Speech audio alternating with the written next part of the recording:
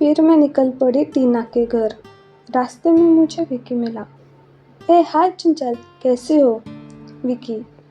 विकी, मैं और टीना हम दोनों खास दोस्त थे एक दूसरे के। मैं ठीक हूँ। अरे क्या हुआ, परेशान सी लग रही हो? विकी ने मुझे बोला। विकी, टीना कहाँ है? मेरा सवाल उसके चेहरे का रंग फीका कर गया। हंसकर बोलने वाला विकी चुप सा हो गया। ठीक वैसे ही चुप हो गया जैसे कल नानी चुप हो गई थी।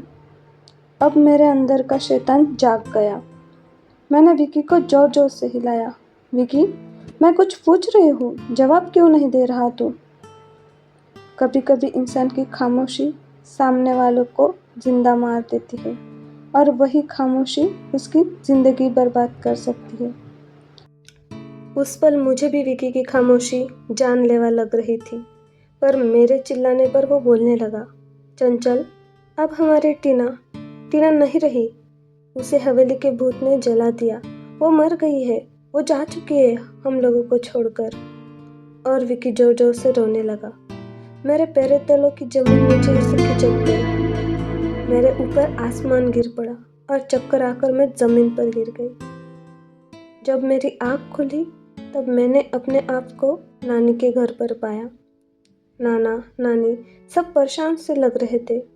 नानी और मम्मी का तो रो रो के बुरा हाल हो गया था। नानी अब मेरा हाल देखकर तो विकी को बहुत बुरा भला बोल रही थी। अरे नानी, क्या हुआ? और विकी, हाय, कैसा है तू? क्या भाई, अब तो आ ही नहीं रहा तू मिलने को? सब हैरान होके देखने लगे। नानी ने तो मुझे होश आने की राह देख रही थी। मैंने बहुत शातिर दिमाग से एक्टिंग की थी, जैसे मैंने कुछ सुना ही ना हो। और अब विकी भी मेरी एक्टिंग को पहचान चुका था। वो भी मेरी एक्टिंग करके बोला, मैं अभी तो आया इधर। जब आया तो पता चला कि तू बीमार है, तो जा ही रहा था। अच्छा हुआ तुझे होश आ गया। चल मैं निकलता हूँ, आज शाम को मिलते हैं ठीक 6 बजे। उसके जाने के बाद तो नानी का इंटरव्यू शुरू हो गया था। क्या हुआ था तुझे? चक्कर कैसे आ गए? कुछ देखा था क्या तूने? वो विकी तो पागल है। मैंने बहुत डांटा। अब वो आगे से ऐसी हरकतें नहीं करेगा। भूत बनकर कोई डराता है क्या? मुझे विकी की चाल अब समझ में आ गई थी। उसने हमारी बातें नानी से छुपाई थी। मुझे अभी 6 बजे का इंतज़ार था। मैं विकी के आने की राह देख रही थी और साइकिल की घंटी बजी। चंचल, उसने आवाज़ लगाया और मैं दौड़ के बाहर गई। ये तो अच्छा था कि नाना नानी बाजार गए थे। घर में सिर्फ मम्मा थी। मैंने मम्मा को बताया, मम्मा मैं खेलने जा रही हूँ विकी के साथ। मम्मा ने बोला जल्दी आ जाना, और हम दोनों निकल पड़े।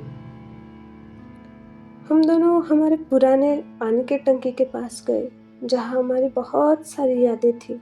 मैं, विकी और टीना बहुत खेलते थे हम। विकी और टीना तो 5-5 मिनट में झगड़ा करते थे।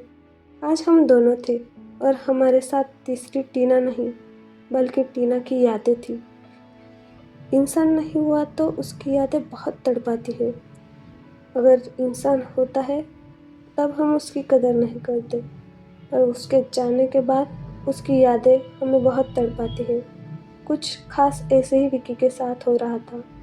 5-5 मिनट में झगड़ा करने वाला विकी अब उसकी यादों में रो रहा था।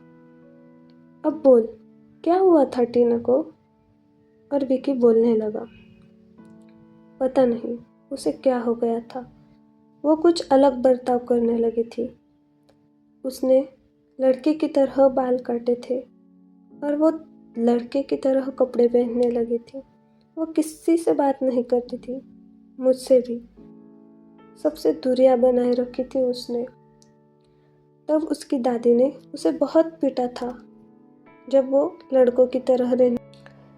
वो पुरानी हवेली है गांव के बाहर।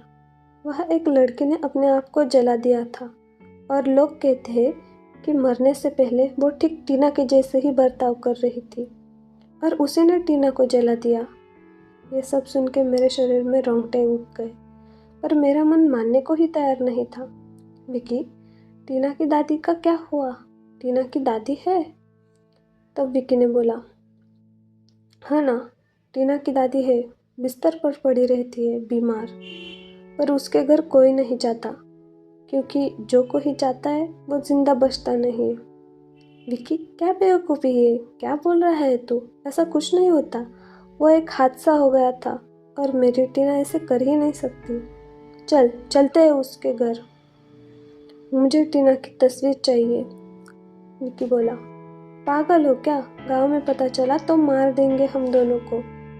मैं हूं ना, चल, कुछ नहीं होगा, कोई कुछ नहीं करेगा। मैंने विक्की को जबरदस्ती ही खींचा। विक्की डरते डरते मेरे साथ चलने लगा और हम दोनों निकल पड़े टीना के घर।